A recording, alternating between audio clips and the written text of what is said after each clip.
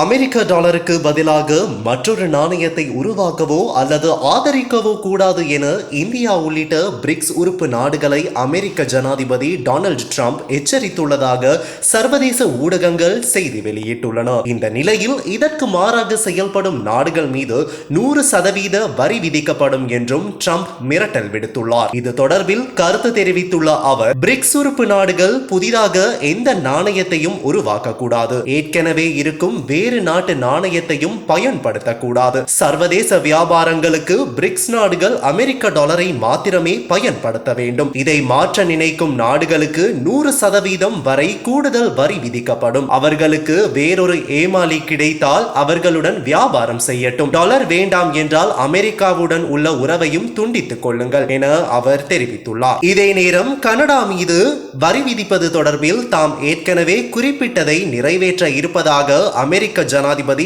Donald Trump தெரிவித்துள்ளார். மேலும் மெக்சிகோவும் கனடாவும் வர்த்தக விவகாரத்தில் அமெரிக்காவுக்கு ஒருபோதும் நல்லது செய்ததில்லை எனவும் குற்றம் சாட்டியுள்ளார். இதனிடையே டிரம்பின் வரி விதிப்பு தொடர்பில் கருத்து தெரிவித்துள்ள கனேடிய நிர்வாகம் எதையும் எதிர்கொள்ள தயாராக இருப்பதாக தெரிவித்துள்ளது. அத்துடன் எரிசக்தி ஏற்றுமதியை ரத்து செய்யவும் சில பொருட்கள் மற்றும் வளங்கள் மீது ஏற்றுமதி வரி விதிக்கவும் வாய்ப்பிருப்பதாகவும் கனேடிய நிர்வாகம் தெரிவித்துள்ளமை குறிப்பிடத்தக்கது.